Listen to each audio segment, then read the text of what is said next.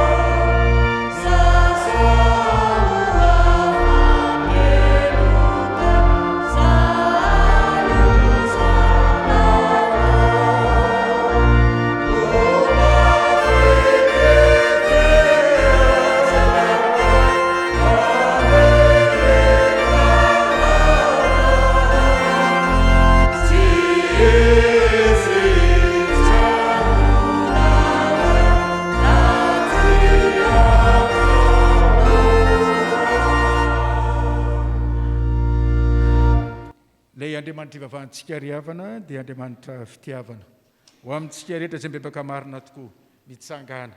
Andreny Jesosy men'Andriamanitra atsika sisao. Hoy ny Tompo Andriamanitsika, satria ninanatra ianao ka nanetry tena teo anatrehoko. Izaho efa niaino, aza matahotra ianao fa efa nanavitra anao aho, efa niantso ny anaranao aho, ianao. Voaverany elokareo noho ny anaran'ny masina midy rano Tompo fa sambatra ny izay velany sy voasary ny fahotana, sambatra ny izay saintsy ary tsy misy fitaka ny fanahy. Amen.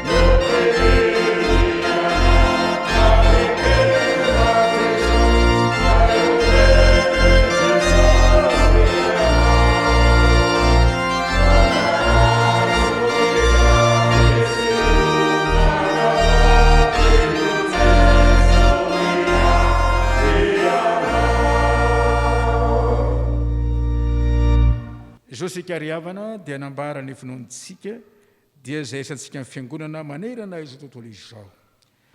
Mino an'Andriamanitra ray sy tompana ny lanitra sy ny tany ary mino an' Jesosy Kristy zanany nampotompontsika izay nitolotolonana tamin'ny fanahy masina, nateraky Maria Virjiny, nijara tamin'ny Pilato, nohombona tamin'ny hazo fijaliana, maty ka nalevina, nedina tany amin'ny fiaina tsy hita, nitsangana tamin'ny maty tamin'ny andro fahatelo, niakatra ho any an-danitra, teo kavan'Andriamanitra ray sy tompo, havy amin'ny eviny tsara velona sy ny maty, neny ny fanahy masina, ny fiangonana masina manerana izao tontolo izao, ny fiombonan'ny olona masina, ny fameanana keloka, fitsanganan'ny tena ny maty ary fiainana mandrakizay.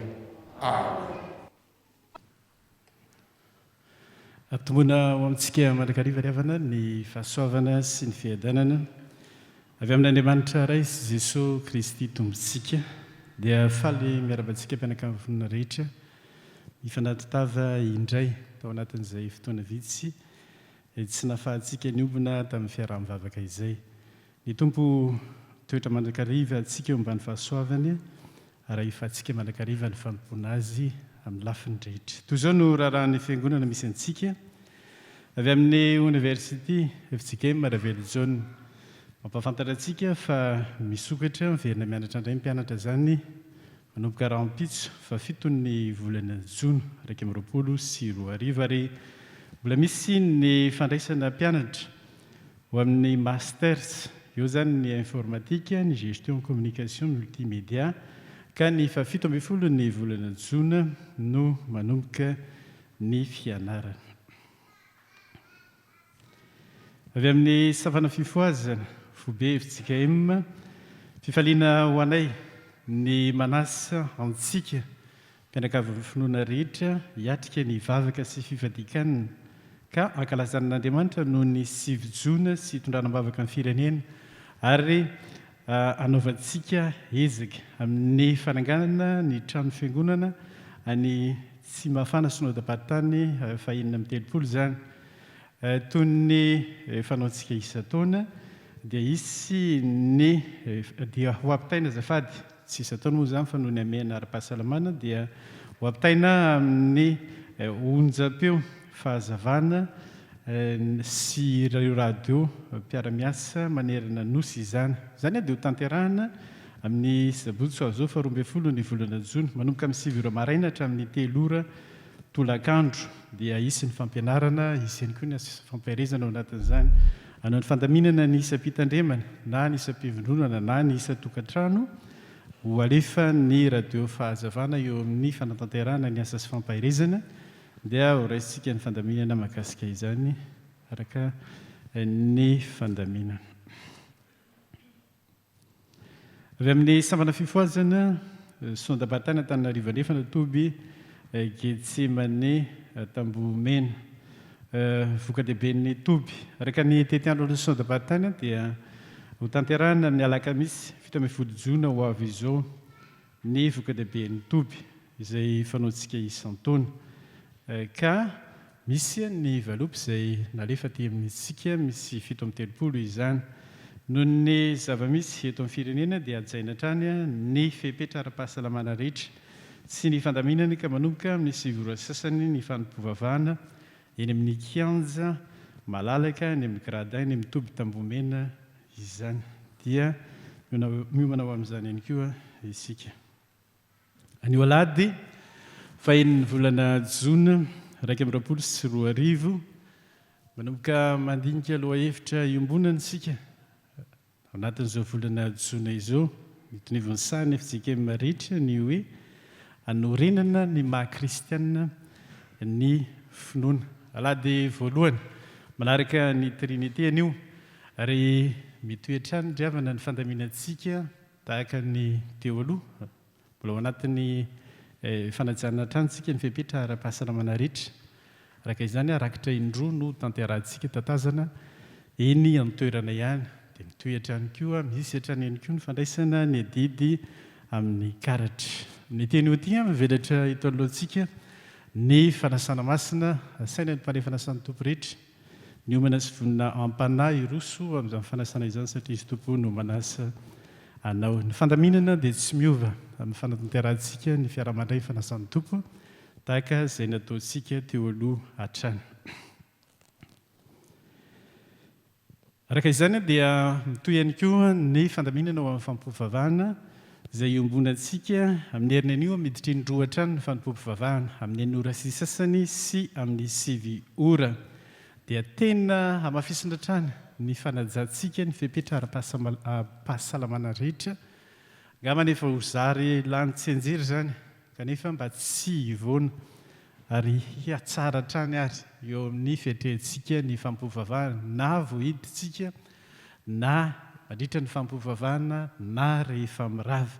Ny tena antitranterina dia ny arovava-orona mba tena hipetraka tsara tena aleo mihitsy tsy latsaka mihitsy amin'ny fatry ny orona isika satria izay no toromarika. Mbola ho isy ny fandaminana hoentin'ireo mpitsabo eto amintsika manomboka amin'ny heriny anio amin'ny fanazavana rehetra eo zany ny arovava-orona fa eo ihany koa le elanelana ray metatra dia mba hanaja izany hatranytsika nanao fanamariana zay ny amina hoe eny tokoa manahoana ny ankizy arak'izay azo atao dia aloha hiataka ihany koa dia tsy andehandeha raha ohatra misy ankizy tonga mivavaka satria ny ankizy tsy olana mihitsy amin'izy io fa mamindra amintsika lehibe izy ka zay no antony.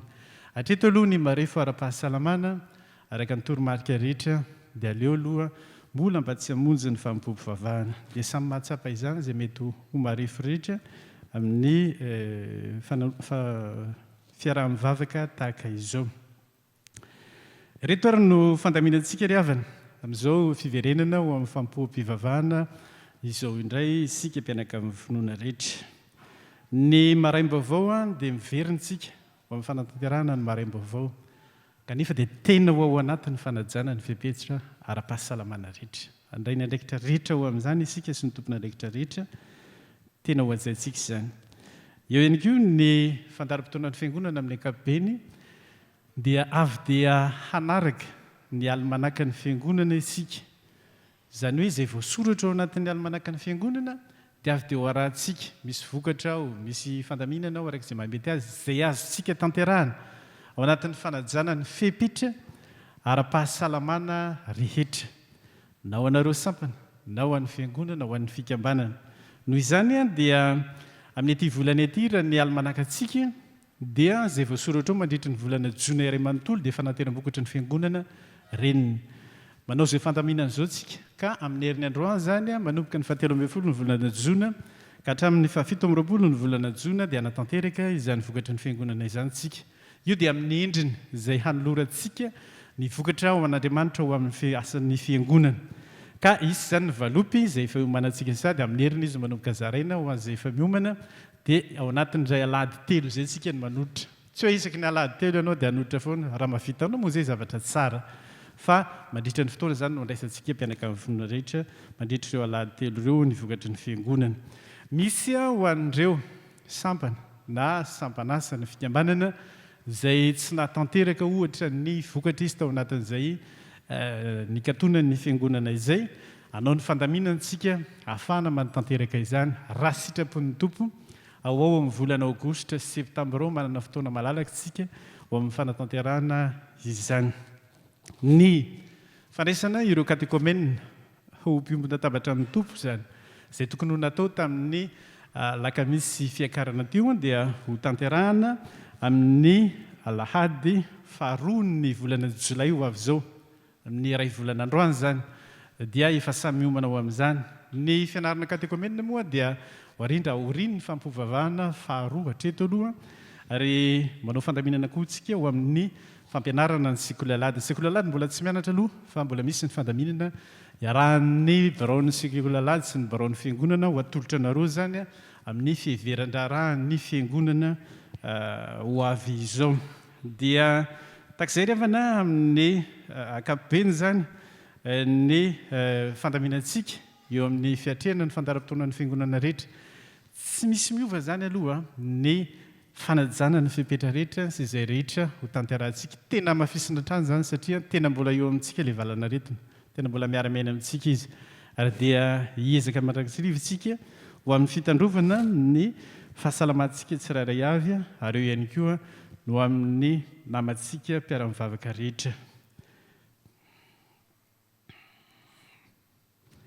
Avy amin'ny sampana sekolalady antsoina ny mpampianatra sekolalady amperinasa rehetra mba ho tonga eto am-piangonana amin'ny alahady 17 ny volana jona ho avy izao eo anelanela ny fampopovavahana roa zany ny amin'ny ora sasany sy amin'ny sivy manodididina ny eo amin'ny fitora sasany eo no nitanterahantsika ny fivoriana ao tsy amin'ny trano fanitarana ambony-driana dia arak'izay fanambara teo hidinika antsika ho amin'ny fandaminana ny fampianarana sekolalady.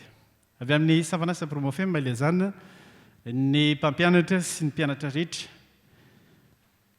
ao amin'ny akany promofem fa ny fanohizana ny fampianarana dia ho tanterahana amin'ny alatsinaina fa 17 ny volana jona ho avy izao amin'ny fitora sasany zany manomboka miverina indray ny fampianarana manomboka tsika amin'ny maroam-baovao eto am-piangonana. Rakisorana misorana Jehovah ary fanahiko izay sitrana ny aretinao rehetra. Misaotra an'Andriamanitra izay no ny fahasalamana sy ny farasitranana nomen'ny tompo ho anay ary dia manolotra vola roetsy ariary misy ho amin'ny fananganana ny fiangonana ny kariera ary misy ny ho amin'ny asan'ny fiangonany. Mbola arak-pisaorana hatrany na dia isy arivo aza lavo eo anilanao sy iray alina eo ankavananao dia tsy hatra aminao izany. Noho ny fahasoavan'Andriamanitra sy ny famonjena izay nomeny ahy dia manolotra arak-pisaorana ho amin'ny asan'Andriamanitra aho tamin'ny nahasitranany ahy, misy ho amin'ny asan'ny fiangonana 2 alina ariary, misy ho an'ny sampana dorikasy 2 alina ariary. Araka izany ndiavana dia mitoy ihany koa izay ho fanangonam-bola rehetra ho amin'ny asany karera amin'ny heriny anio zany dia miverina ihany koa tsika amin'ny fanaovana ny tolotra arak'izay fandaminantsika azy hatramin'izay. Nandritra izay fotoana nikatonan'ny fiangonana izay dia misy ireo nanamanjo maromaro hotononiko fo dia fo izy ireo.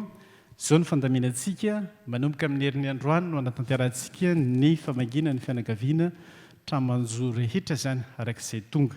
Reto no voaray eto ampelantanana ankehitriny. Nodimandry Randrianasy Mandimby Andriamifaly Tolo-Janahary rehefa nivahiny 17 taona teto tany. Nodimandry Ramanamiarisoa Luisie Honoré ny 17 aprily lasa teo rehefa nivahiny 19 taona teto tany. Nodimandry Ranarivelo ary Henri Ruffin Aimé ny 12 volana aprily lasa teo rehefa nivahiny 17 taona teto tany. Nodimandry Rakotomamonjy Miravo Mikaela ny 19 Mey lasa teo rehefa nivahiny 2 taona sy tapany teto antany. Nodimandry Nambinitsoa Nantenaina Razafindratsima ny alakamisy 17 aprily lasa teo rehefa nivahiny 30 taona teto antany. Nodimandry Randrianavony Saondra Rasoana Alvelo zanakam-pelezana izy ny alahady 2 Mey lasa teo rehefa nivahiny 20 taona teto antany. Ireo no voaray eto ampelantanana ankehitriny dia araka izany fandaminana raha misy amintsika mbola tsy tafiditra ao anatin'izany dia hanolotra izany aty amin'ny mpandrarahany fiangonana isika na ao amin'Andriamatofaly amin'ny heriny anio isika manatanteraka ny famangina. Filazana fandrenam-panamadina ry malala aoka hifankatesika avy amin'Andriamanitra ny fitiavana. Andriamatoa Rakotonierina Albert Mivady, Andriamatoa Misarvelo Fredy Lala Mivady dia faly mampandrehantsika ny fanamasinana ny fanambadian'ny zanany Rakotonierina Levasoa Tolo-Janahary sy Misarvelo Andonierina izay ho tanterahana eny amin'ny FJM Ambomiandra ny sabotsy 20 volana Jona ho avy izao amin'ny 7 sy sasany maraina. Mamarana izao raharahany fiangonana izao tsika ry havana. Amin'ny teny io ty dia fifaliana ho antsika ny manolotra anareo, fifaliana ho an'ny fiangonana manolotra antsika ny ray aman-dreny mpitandrina mivady arak'izay efa nanambarana azy teto dia Rakotony Aina Andriambelo Rivohery mivady katahantsika izy mba androso ety anoloana izy mivady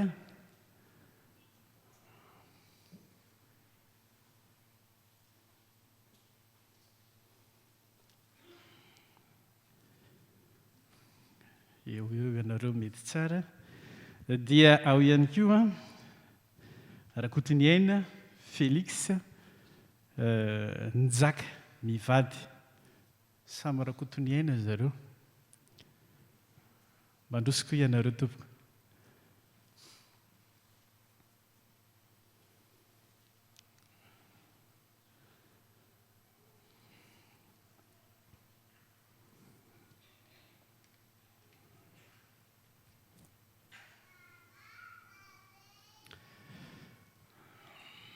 Ny mpitandrina Rivohery Mivady arak'izay nanomarana azy teo dia natanteraka ny fanorenam-panambadiana izy tamin'ny 17 ny volana aprily izay izy indra tsy diso lasa teo ary dia misaotra ny tompo isika noho ny amin'izy mivady satria natanteraka ny fizarana asa teto amintsika izy a nandritry ny volana vitsivitsy. Anio zany a no mamarana ny fiarahana amintsika izy mivady a ary dia isaorantsika n'Andriamanitra lehibe zany tao anatin'ireny fotoan-tsarotra rehetrareny ary tena ny aina fotoan-tsarotra isika niaraka taminy ary dia ny tompoombanareo mandrakariva ary indrindraindrindra hiatrika ihany koa ny mbola fanohizana ny asan'Andriamanitra eo anivon'ny fitandremana ny fitantanam-piangonana rehetra dia ho tanteraka sy ho lavirara arak'izay fizaran-drarana atao teto sy ny efa hananana rehetra ny asany etson'ny tompo anareo izy ampahirenareo.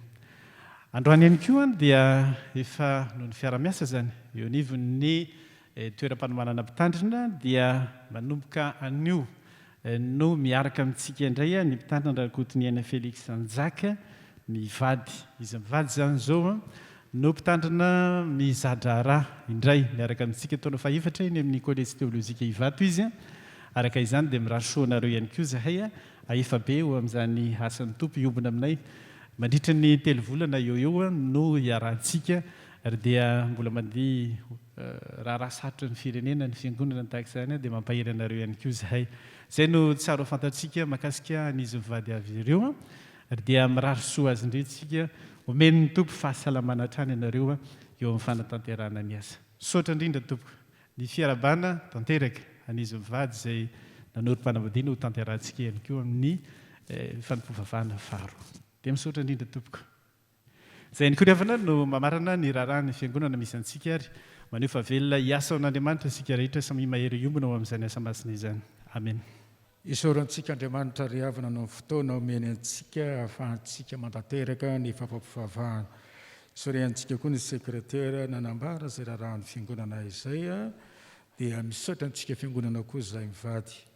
Tao izay fitondranareo ambavaka anay tao anatin'ny aretina fa sitrany ahasoama tsara. Isaorana fitondranareo ambavaka anay tsirairay avy dia samotahiny tompontsika mianakavy mba omeny tanjaka zery isika araka izany. Dia mandroso amin'ny fampampivavahana isika ry havana mantanteraka ny rakotritsika izao ny hira endre ny atsaran'ny tabernakelinao dia ny hira 430 sy 700 endre ny atsaran'ny tabernakelinao ny hira 430 sy 700. Yeah.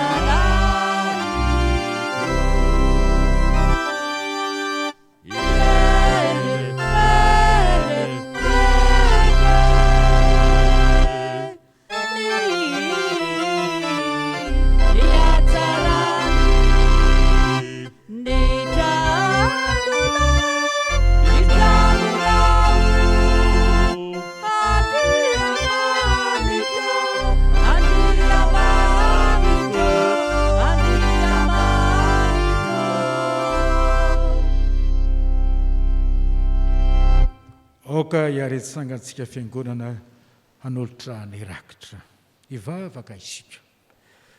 Tompo rainay any an-danitro, rainay amin'ny lalan'i Jesosy Kristy tomponay ianao. Isoranainao mandrakariva satria mbola menao fotoana zahay. Afaka nanolotra zao rakitra izao, mariky ny finoana anao Andriamanitra, ny finoana anao Jesosy Kristy, ary marika ihany koa fijoroanay vavolombelona eo amin'ny asa fitoriana ny filazantsara izay tanterahanay fiangonana. Dia misy matoky izay tompo fahakasitranao zao rakitra tanterahanay izao. Amin'ny anaranao Jesosy. Amen. Peraka isika ry havana. Tonga eo amin'ny fotoanany 10 minitra ny sekulelantsika izao ry havana, ao anatin'ny hira 8:5 ka ny 1:9 no hitsangana ny ankizy rehetra, ny mpikambana rehetra amin'ny sekolelalady ary ny tanora rehetra. Orinan'izay dia sy tari-bavaka sy hamaky ny soratra masina.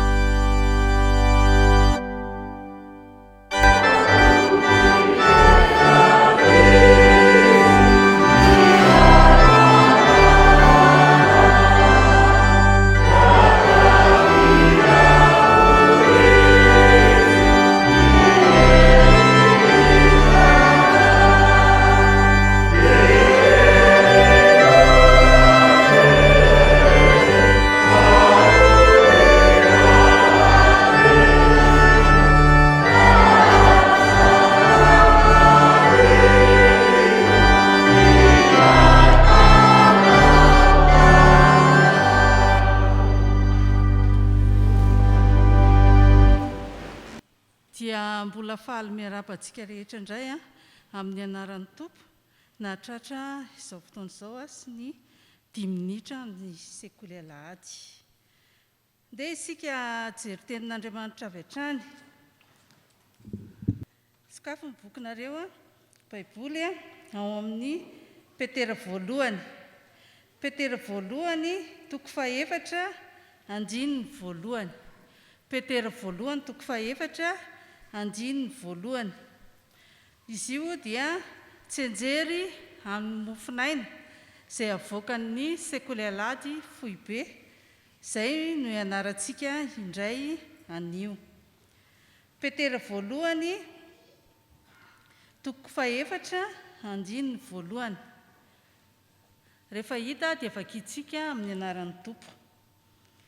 Koa satria niaritra tamin'ny nofo Kristy, dia alao mba ho fiadianareo koa izany saina izany, fa izay niaritra tamin'ny nofo dia efa afaka amin'ny ota.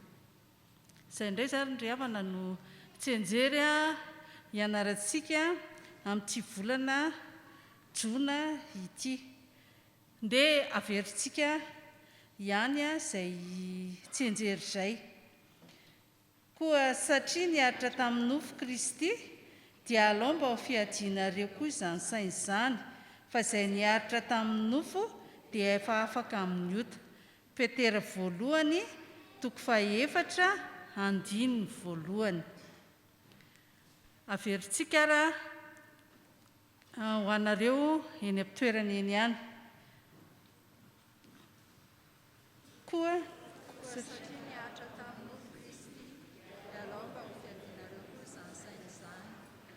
niaritra tamin'ny nofo dia efa afaka amin'ny ota. Petera voalohany toko 4 andininy voalohany. Dia ho an'Andriamanitra irery ny voninahitra, hivavaka isika. Misaotra indrindra Tompo noho ny 10 minitra ny sekoly alahady. Misaotra fa manan-karem-pahasoavana tokoa ianao, manan-karena tokoa ny tenin'Andriamanitra, ka tsy lany ritra eo anoloanay izany. Nampianatra anay indray ianao ny tsenjery ny amin'ny mofinaina. Ho rakitra soa sarobidy iainanay tokoa izany ho ampiasainay amin'ny fiainanay, ka ho zary tanolona ka andrin'ny teninao tokoa izahay. Ary ankehitriny dia iroso amin'ny vakiteny sy ny fitoriana ny teninao izay ho fampianarana ho anay ihany koa. aina ho anay tokoa izany ary fahasalamany ho an'ny nofinay ka ny fanahinao masina no hitoetra amin'ireo mpanomponao izay andray anjara amin'izany asa fanompoana izany. Izay vahoakanao kosa izay miaino dia tsy ho mpiaino fanadino fa ho mpiaino mpankatoa ka mpiatra sy hiaina ny fampianaranao ny teninao masina mandritry ny androm-piainanay. Misaotra indrindra Jesosy amin'ny anaranao rery ihany no angatahanay izany mivavaka izany. Amen.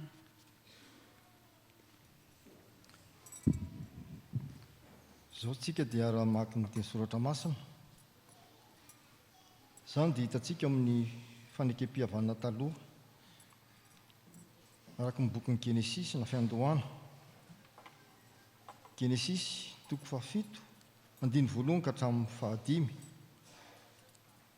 Ary tohizantsika amin'ny fanekem-pihavanana vaovao araka ny filazantsarana sorata amin'ny Marka 2 1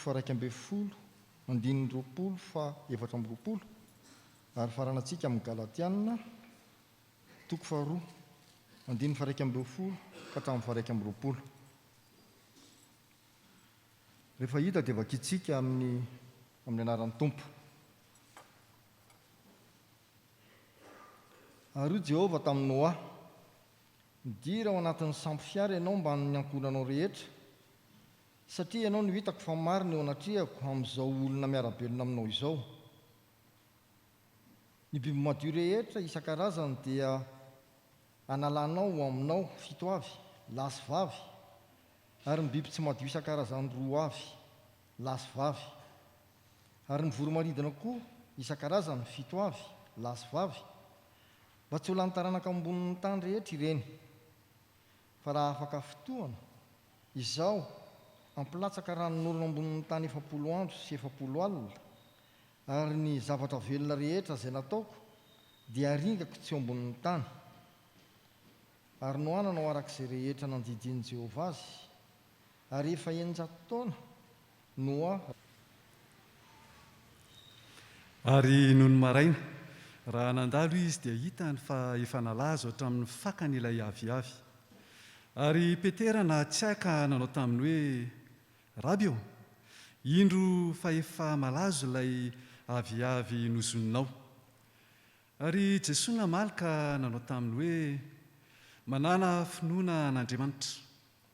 Lazaiko aminareo marina tokoa, nazovy no ilaza amin'ity tendrombohitra ity hoe mifindra ka mianjera any an-dranomasina ka tsy hanahana ao am-pony, fa ino fa ho tonga ny zavatra lazainy dia ho azony izany.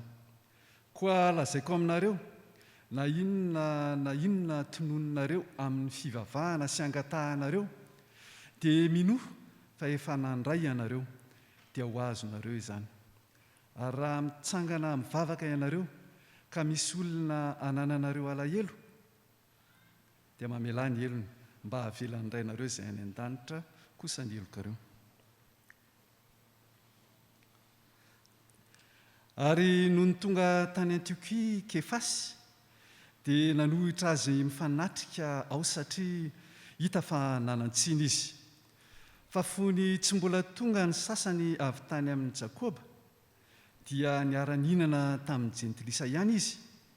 Fa noho ny tonga ireo dia niatakataka izy ka niala satria natahotra ny momba ny famorana izy. Ary ny Jiosy sasany koa niara-niatsara velatsy taminy ka Barnabasy avy aza mba voataona ny fiatsaram-belatsiny koa.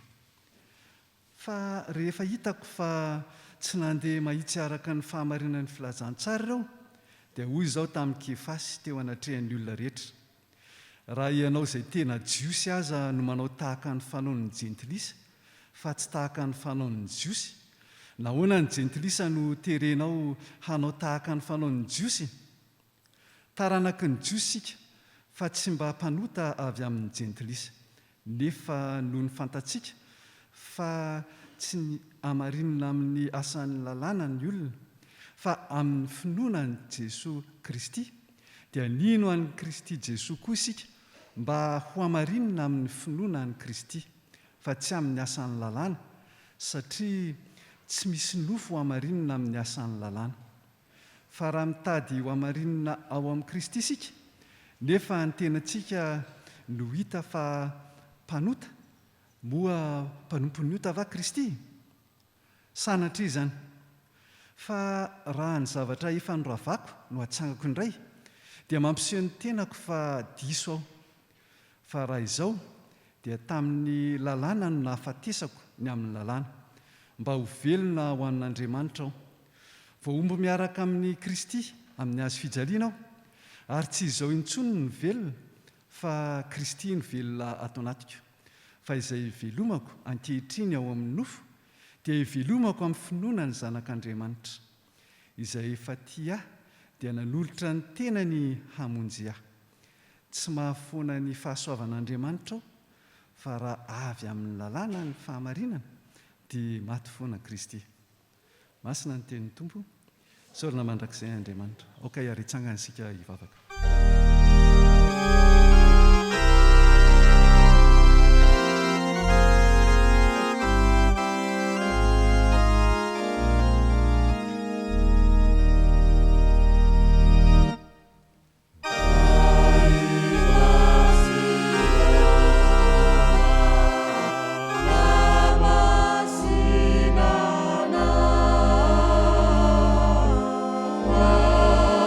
Amen.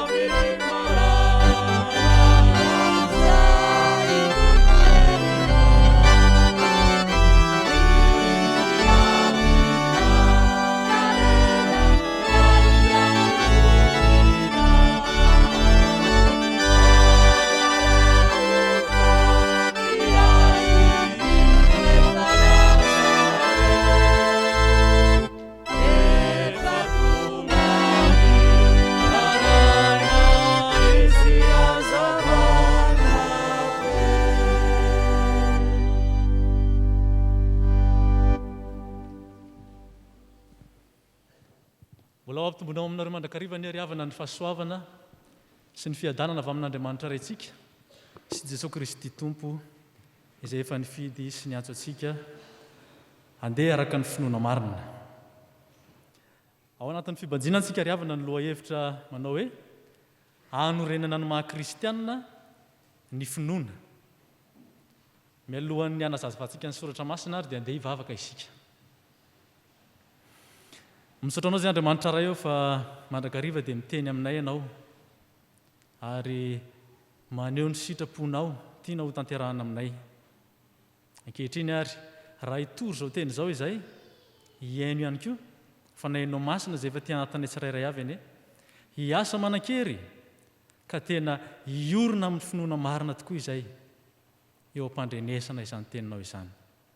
Fa ataonay ny vavaka amin'ny anaran'i Jesosy Kristy ilay lohan'ny fiangonana. Amen.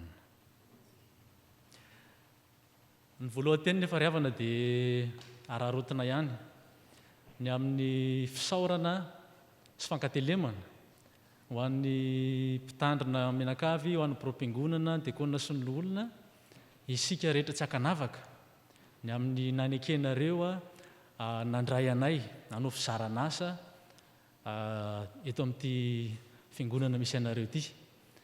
Dia engany ry havana ka tsy ho tapitra hatreo anie ny fifandraisantsika sy ny fiombonantsika fa hitoy mandrakariva izany. Fa ao aminareo hatrany kosa anie ny fiadanan Jesosy Kristy tompontsika. Ny faharoa ihany koa dia andeha io fahofantanantsika aloha satria tratry ny andron'ny akarana arabaina, tratry ny pentekosta arabaina ihany koa rineny rehetrarehetra satria dia tsy nanam-potoana tamin'izany tsika.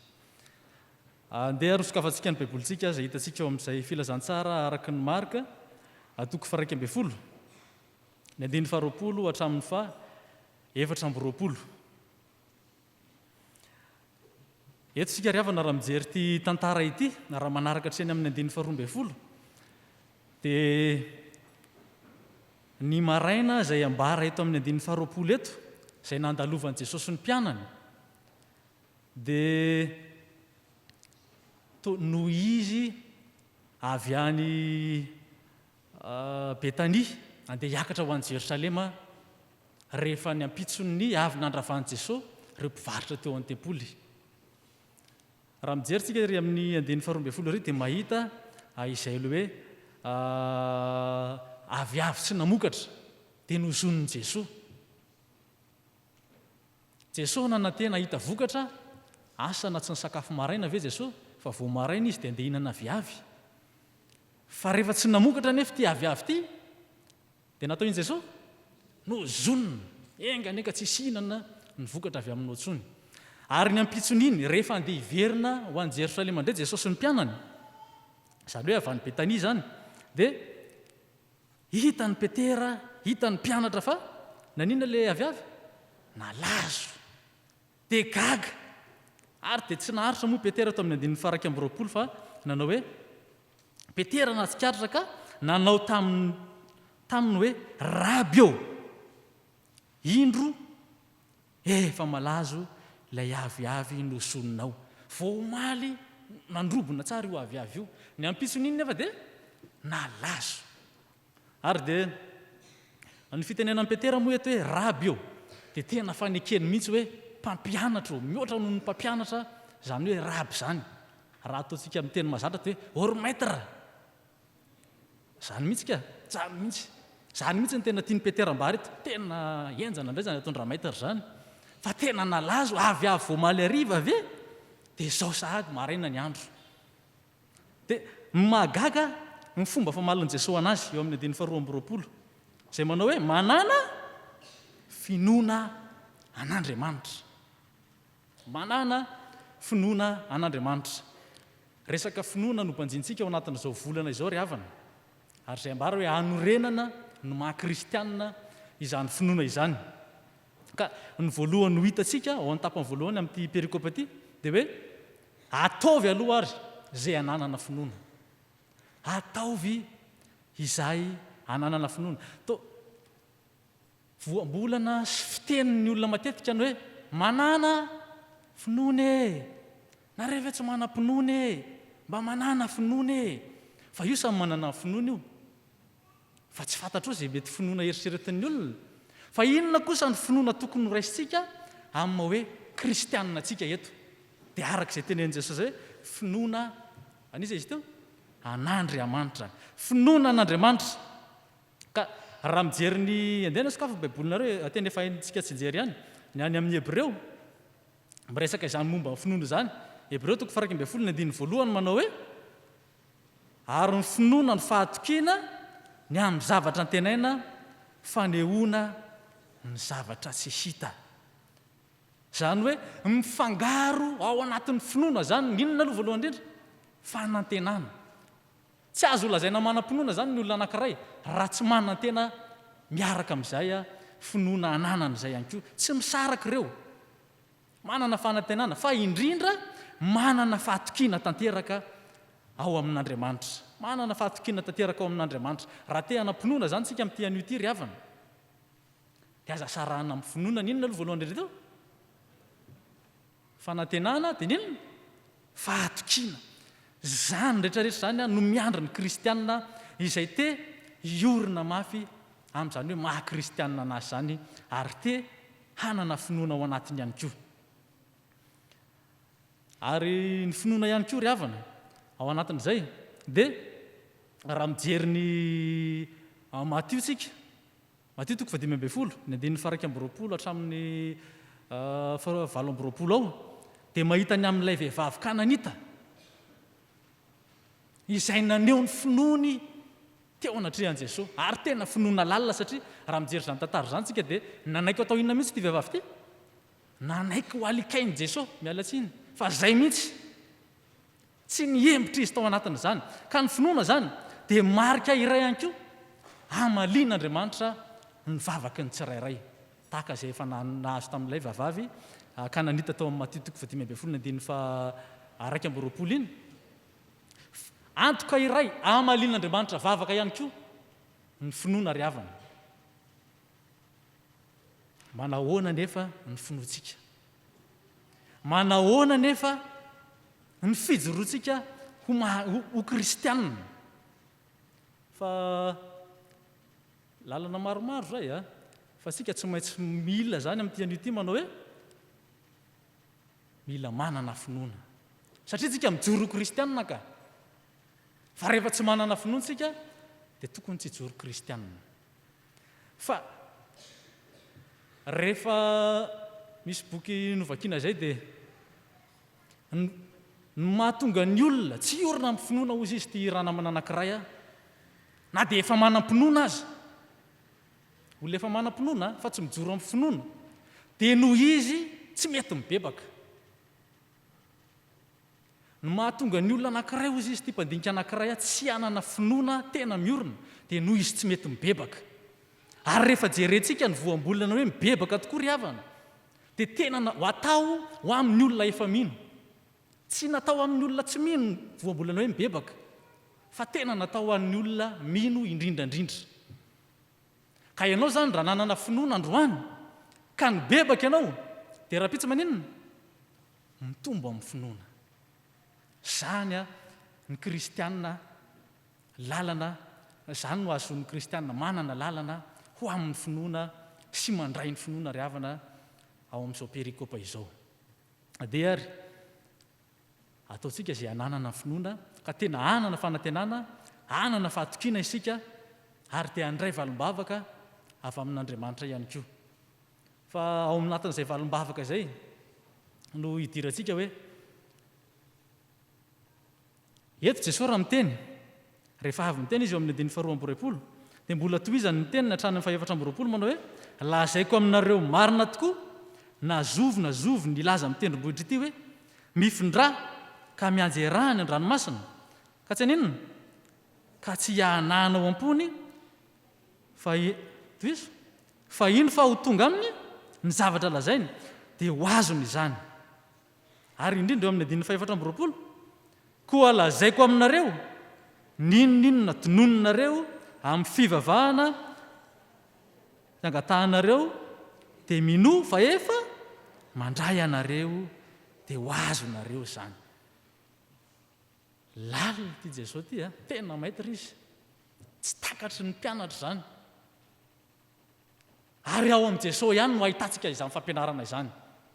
Fa matetika isika toa gaga hoe toa miteny Jesosy hoe ho azonareo ny zavatra rehetra, nefa indraindray tika toa ohatry ny tsy mahazo na dia kely akory ary indraindray, na mahazo ihany tsika fa mbola misy inona, mbola misy tsy azontsika ihany. Nefa raha ity tenin' Jesosy ity no arahana arabaky teny dia maninona, tokony tsisy zavatra mahaorony olona anie, tokony tsisy. Na miteny fotsiny ary izy miala ary corona, tonga dia efa miala ny coronako. Angatahana fa lalana ry havana.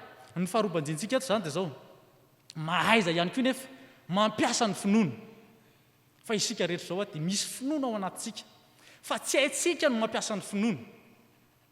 Tsy hain'ny olona no mampiasa ny finoana, ary dia diso hevitra izy noho ny amin'ny tenin'Andriamanitra hoe ary toa tsy marina akory haikako, ary toa ohatry ny resa be fotsiny ka ilay soratra masina.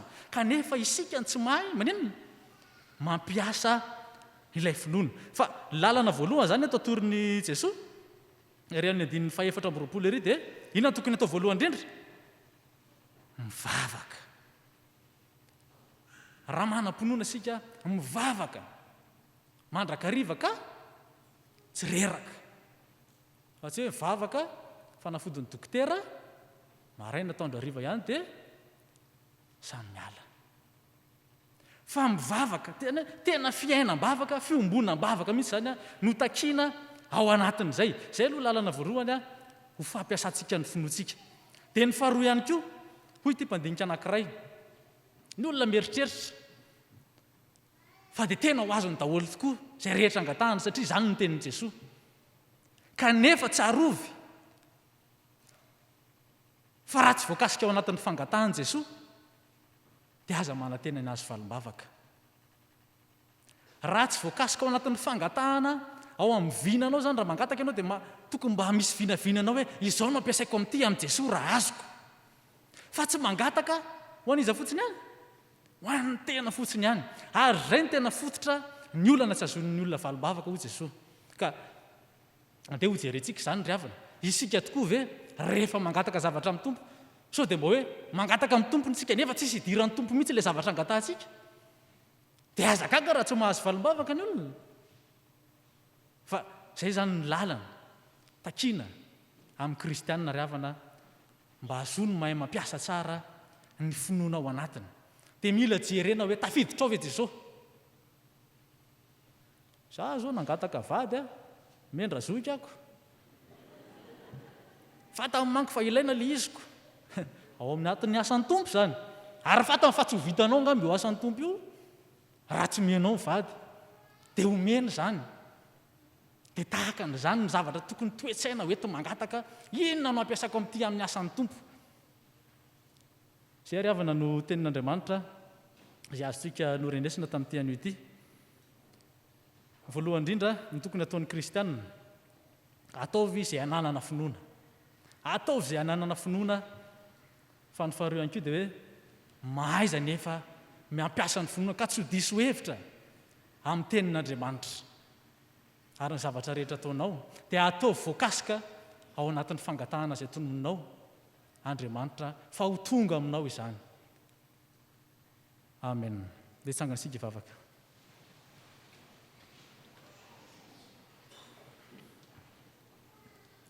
Misaotra anao izay Andriamanitra rainay noho ny amin'ny fitezanao hiteny aminay ao anatin'ny soratra ao masina.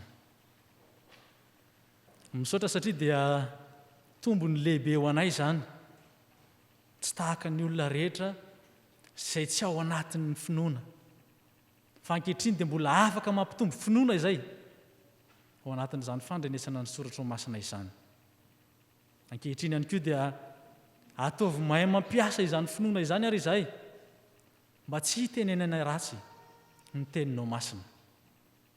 Ataovy mahatsiaro mandrakariva izay fa ianao Andriamanitra no efa nifidy anay, ka ny zavatra rehetra tokony ho tanterahanay sy angatahanay dia tokony mahakasika anao Andriamanitra, satria dia izany ny fototra hanomezanao anay ny zavatra rehetra. ankehitriny ary tompo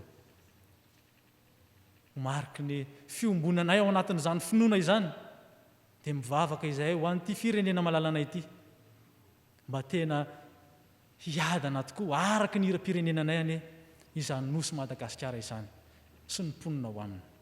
Mivavaka izahay ho an'ny mpitondra tsy hakanavaka. Tompo, aza jerena tsy famendrehan'izy ireny fa jereo araka ny famindram-ponao lehibe. Fa izany no antoka hitondra ny vahoakanao amin'ny tsaratsara kokoa. Ankehitriny koa dia mivavaka izahay ho an'ny fiangonanao izay namindrano fo afaka misokatra miombo-bavaka ankehitriny. Misaotra Tompo, tsy takatry ny sainay izany kanefa dia asehonao aminay. Mandrakariva ary dia tantany sy fimbino izany fiangonanao masina izany, indrindra fa ny kristianina tsy hankanavaka mba tena iorina amin'ny finoana marina tokoa. Tsaroany ambavaka ihany koa ankehitriny ireo izay donam-pahoriana ao anatin'izao fiainana sarotra izao.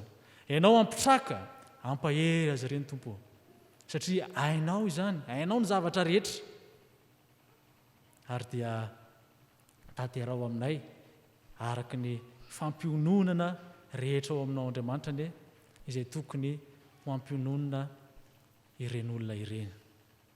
Mivavaka ihany koa izay ho an'ireo marary, naiza misy azy any amin'ny toeram-pitsaboana, eny an-dalambe, any an-tokantrano maro samihafa any, indrindra fa ho anay izay eto amin'ity tranonao masina ity, tsy mahafoy ny fiaraha-mivavaka na dia ao anatin'ny aretina ary. Sitrano izy Tompo ankehitriny izao raha sitraka ao, fa tena ilaina amin'ny famponanao ny fahasalamana. Maro ny zavatra tianay hotononina, eo ny asa aman-draharaha, eo ny fianarana sy ny maro samihafa, kanefa dia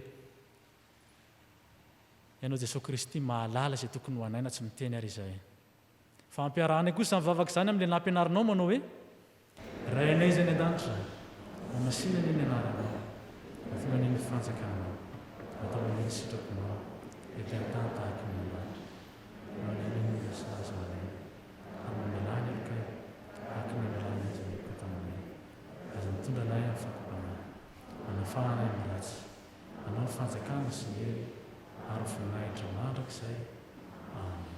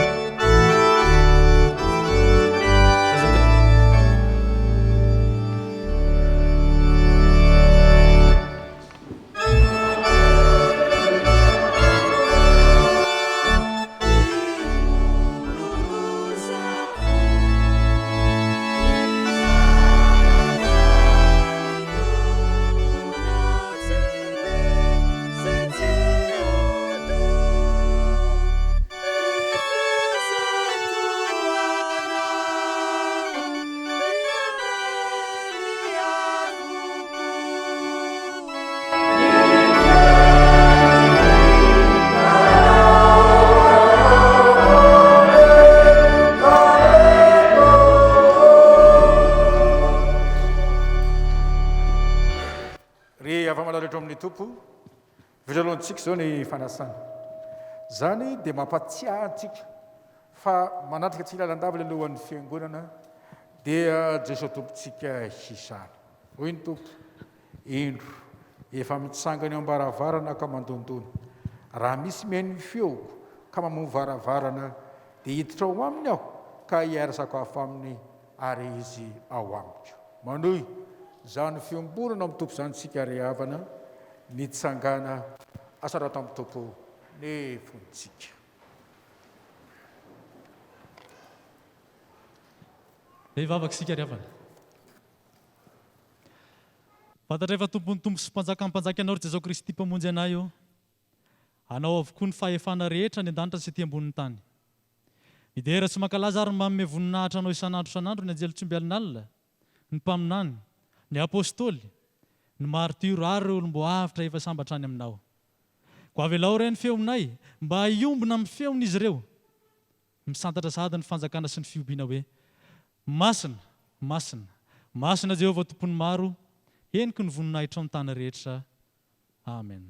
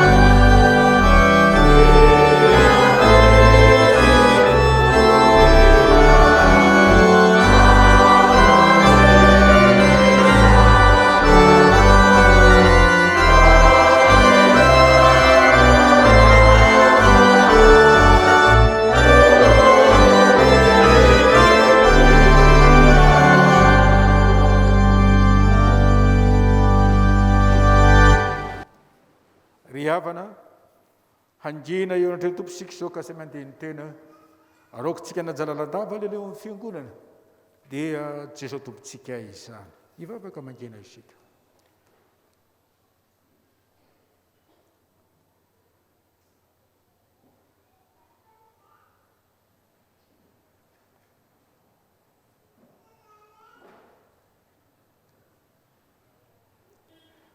Tsaronay dia tsaronay tokoa tompony fitiavanao sy ny famindramponao izay iainanay ka isaoranay ianao ankehitriny satria afaka mandray sy miombona amin'ny fanasanao izahay.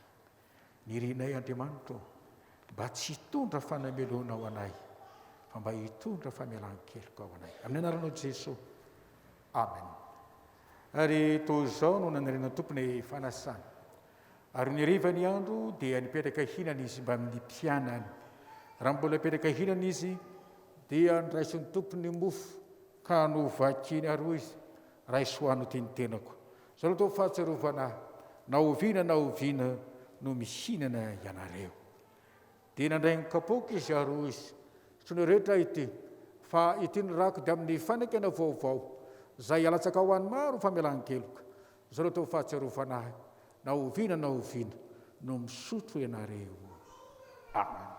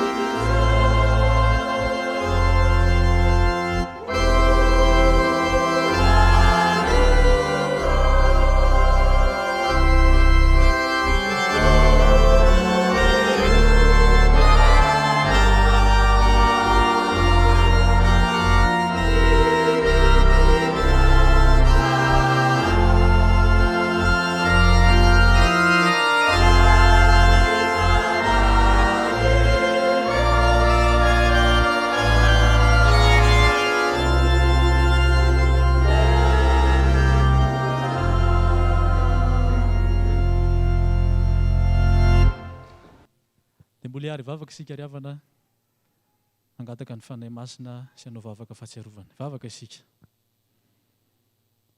Ry Tompo iray any an-danitro, indreto izahay manao eto anatrehanao ny fahatsiarovana ny fahatongavany zanaka olona, ny fijaliany sy ny fahafatesany, ny fitsanganany avy tamin'ny toerany maty, ary ny fiankarany tamboninahitra sy ny fifonany mandrakizay. Miandro sy mitalao ny fiverenana izay ankehitriny Tompo. Mba hafenoany voninahitra ao ny fanaty mpisaoranay. Da iora tanteraka izao sakramenta masina izao, ary mba ikeo hoendrika ilay fanatitra tokana sy tanteraka naterina indray mandeha monjy ao anay teo amin'ny azo fijaliana. Tamin'ny alalan'i Jesosy Kristy mpamonjy anay. Ry Tompo iray any an-danitro, aoka hiasa ny fanahinao masina, ko hamasiny ny mofo mba hanambara ny tena Jesosy Kristy. Hamasiny toy izany koa ny kapoaka mba hanambara ny rano Jesosy Kristy tomponay.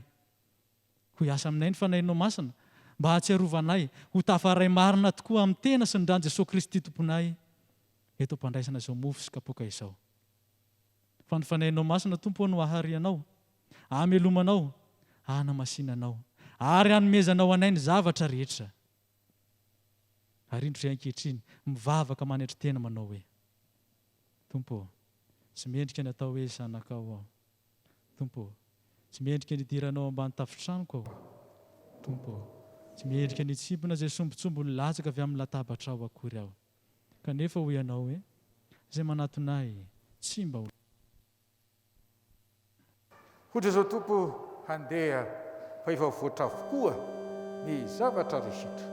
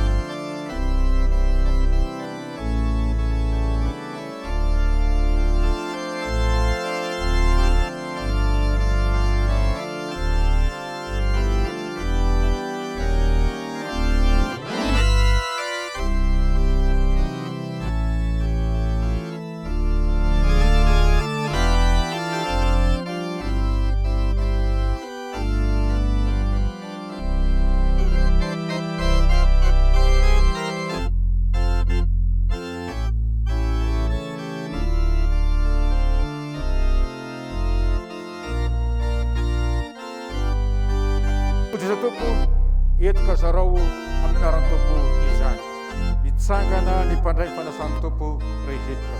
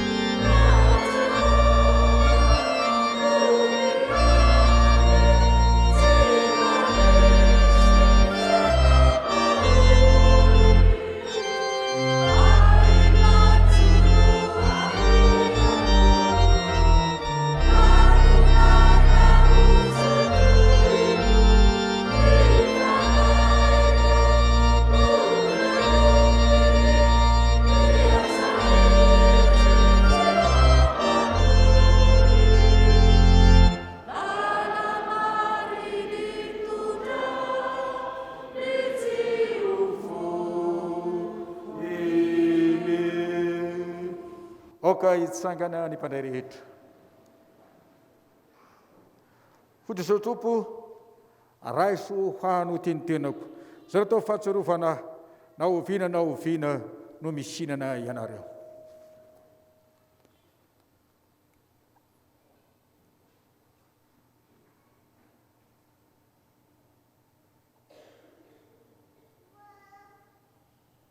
Amen.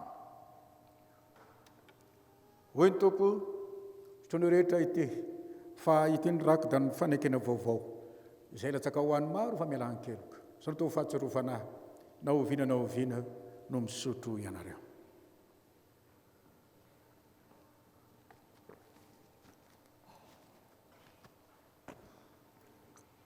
Misaoran Jehova ry fanahiko ary izy rehetra tanatiko misaorana ranomasina. Misaoran Jehova ry fanahiko ary aza misy adononao ny fitahiny rehetra zay mamela ny eloko rehetra zay manasitrana ny aretinao rehetra zay manavotra ny anao tsidany andavaka zay manarina famondram-posy fiatrananao zay mahavokisoa ny vavanao ny fatanoranao ambodindray toy ny any voromahiry. Misaoran Jehova ry fanahiko ary izy rehetra tanatiko misaorana ranomasina. Amen. Mipetraka isika ry havana dia tonga eo fotoana andraisana ny rakitra sy ny kapoaka isika izao ry havana ka rehefa mandalo amintsika ny dekonina na ny lolona dia hitsangana ny mpandray. Amen.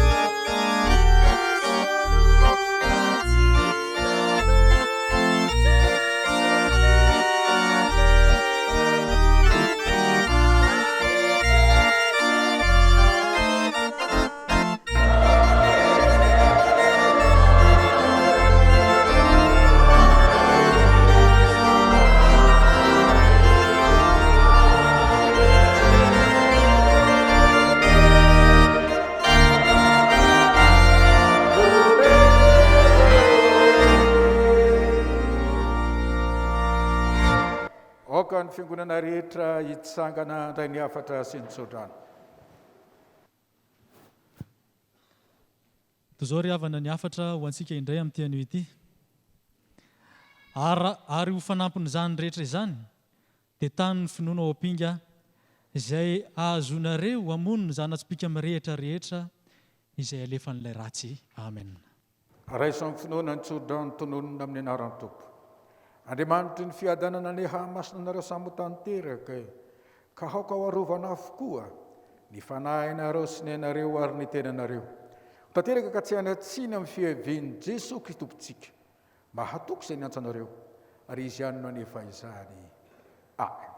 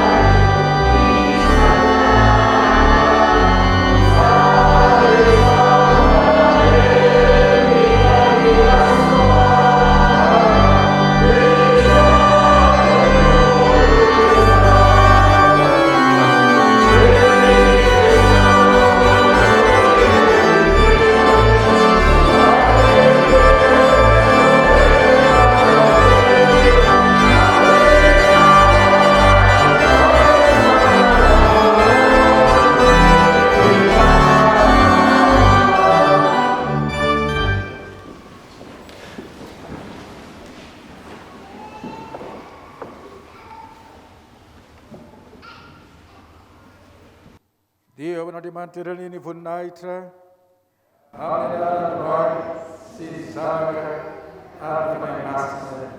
Amen.